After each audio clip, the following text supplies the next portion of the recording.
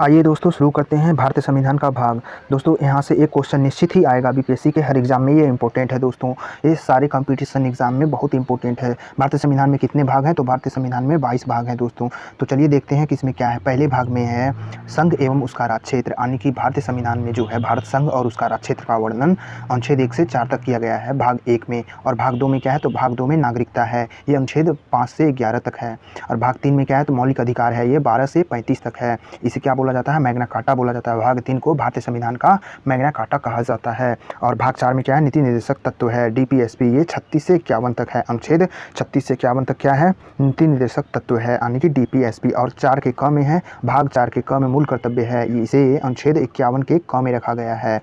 और भाग 5 में क्या है? तो संघ है, अनुच्छेद 151 तक है, 52 से 151 तक, अनुच्छेद 52 से 151 तक संघ है। भाग 5 में संघ का वर्णन है। और भाग 6 में राज्य का वर्णन है, यह 152 से 237 तक है, अनुच्छेद 152 से 237 तक।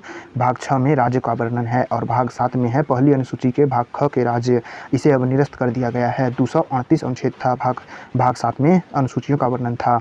और भाग 8 में है संघ राज्य क्षेत्र का वर्णन, यानी कि केंद्र शासित प्रदेश। भाग 8 में केंद्र शासित प्रदेश का वर्णन है, जो अनुच्छेद 239 से 242 तक है। तो भाग 8 में क्या है? भाग 8 में केंद्र शासित प्रदेशों का वर्णन है, जो अनुच्छेद 239 से 42 तक है। और भाग 9 में पंचायती राज है, इसका वर्णन 243 के क से 243 के न तक है, यानी इसमें कि 16 अनुच्छेद हैं। तो पंचायत किस में है? भाग 9 में। इसमें कितने अनुच्छेद? 16 अनुच्छेद, 243 से 243 का क से न तक है। और 9 का क में क्या है? तो नगर पालिकाएँ हैं, यह 243 के त से 243 के त 6 तक हैं, इसमें 18 अनुच्छेद हैं। तो नगर पालिका कितना में है? भाग 9 का क में। और 9 का ख में सहकारी समितियां हैं, यह 243 के य ज से य न तक हैं। तो सहकारी समितियां 243 का य ज से 243 का य न तक है। सहकारी समितियां भाग 9 का ख में है। और भाग 10 में क्या है? तो भाग 10 में अनुसूचित जाति जनजातियों का वर्णन है, यह 244 से 244 के क में है, मात्र 2 अनुच्छेद। अनुसूचित जनजातियों का वर्णन किस में है? तो अनुच्छेद भाग 10 में है। और अनुच्छेद 244 से 244 के क में है। और 11 में क्या है? भाग 11 में संघ और उसके राज्यों के बीच संबंध है, यह 245 से 263 तक है। इसमें विधायी संबंध और प्रशासनिक संबंध होते हैं, वित्तीय संबंध होते हैं। तो संघ और राज्यों के बीच संबंध कितना में है? भाग 11 में है, 245 से 263। और भाग 12 में क्या है? तो वित्तीय संपत्ति संविदाएं और वाद, भाग 12 में है, 264 से 300 के क तक है, 300 का ए में है, ये वित्तीय संपत्ति संविदाएं और वाद है, भाग 12 में। भाग 13 में क्या है? तो राज्य क्षेत्र के भीतर व्यापार वाणिज्य का समागम, ये 301 से 307 तक है। तो राज्य क्षेत्र के भीतर व्यापार वाणिज्य का समागम कितना में है? भाग 13 में है। भाग 14 में क्या है? तो भाग 14 में है संघ और राज्यों के अधीन सेवाएं, यानी कि 308 से 323 तक, अनुच्छेद 308 से 323 तक संघ और राज्यों के अधीन सेवाएं हैं, भाग 14 में। और 14 का क में है अधिकरण, भाग 14 का क में है अधिकरण, ये 323 का क से 323 के ख में है। 323 का क और ख किससे संबंधित है? तो अधिकरण से, ये भाग 14 के क में है। और भाग 15 निर्वाचन से संबंधित है, यह 324 से 329 तक है। निर्वाचन 324 से 329 अनुच्छेद में है, यह भाग 15 में है। और भाग 16 में कुछ वर्गों के संबंध में विशेष उपबंध है, भाग 16 में, जो 330 से 342 अनुच्छेद तक है। कुछ वर्गों के विशेष उपबंध किसमें है? तो भाग 16 में है।